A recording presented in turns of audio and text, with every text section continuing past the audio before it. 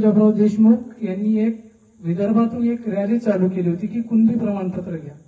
त्यावेळेस आपला मराठवाडा सदन होता, आपल्या लोकांनी विरोध केला आणि भाऊसाहेबांना हिंगोलीच्या पलीकडे अडवलं आणि तिथून परिस्थिती अशी बिघडली की 2 पिढ्या वाया गेल्या। म्हणून हा चान्स पुन्हा नाही येणार आपल्याला।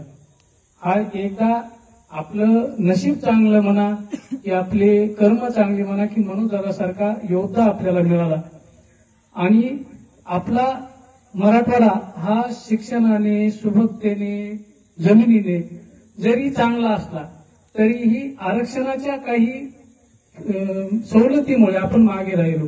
जर एक पहिलीचं जर लेकरू असेल तरी त्याला आपण वही आणू का, पेन आणू का, पुस्तक आणू का, हे सगळं त्याच्या यशाच्या शिखरापर्यंत करतो। पण नेमकं यशाच्या शिखरावर जाताना लेकराला आपण म्हणजे पाहिजे तेवढे त्याला साधनं देऊ शकत नाही। मग ते फीस स्वरूपात असतील किंवा मग त्याच्या यशाच्या वाट्यामध्ये असतील, मग ते लेकरू निग्लेक्ट होते। त्यानंतर बरेचसे उदाहरण तुम्ही असे ऐकले की 2 मार्क कमी पडले म्हणून लेकरांना आत्महत्या केली, अंक झालं, आईवडिलांना पैसे नाहीये। मग एक तर आपलं लेकरूही जातं, एवढं आपण लहानपणापासून त्याला मोठं केलेलं असतं, या सगळ्या गोष्टी फक्त आरक्षणामुळे जातात।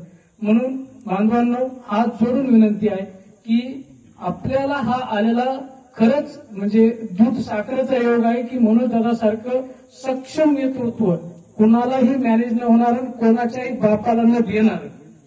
म्हणजे सरकारनं अर्ध्या रात्रीत आमदार गायब केले, सरकार पाडले, पण याला सगळ्याला पूर्ण उरणारं नेतृत्व म्हणजे मनोजदादा भेटले। आणि जाता जाता सांगतो फक्त हा लढा आपल्याला माहीत झालेला आहे 2 वर्षाचा, हे होता सप्ता आणि सप्त्याचा शेवट हा मुंबईला आपल्याला काल्याच्या स्वरूपात करायचा।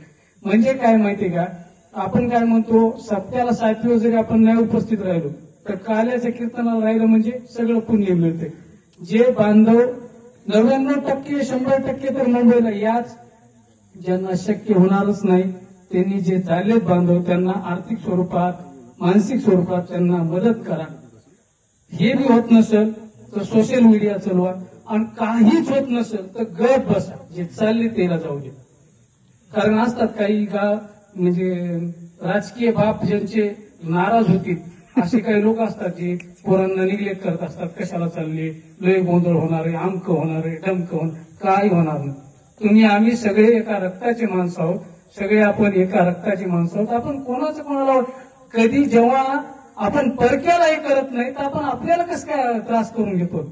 सगळे एकमेकाला सांभाळणारे छानपैकी मस्तपैकी जे पोरं यायले त्यांना आर्थिक स्वरूपात, मानसिक स्वरूपात मदत करा, त्यांना सुखरूप पाठवा आणि आम्ही गेलेले पोरं हे आपल्या आरक्षणाचा गुलाल घेऊनच येणार आहेत आणि मनोजदादा सहित येणार आहेत। त्यामुळे बाकी किंतूपर्यंत कोणाच्या मनात न येता जेवढ्यांना शक्य होईल तेवढ्यांना म्हणजे सगळ्यांनाच, पण ज्यांना होत नाही त्यांनी जे चालले त्यांना मदत करा।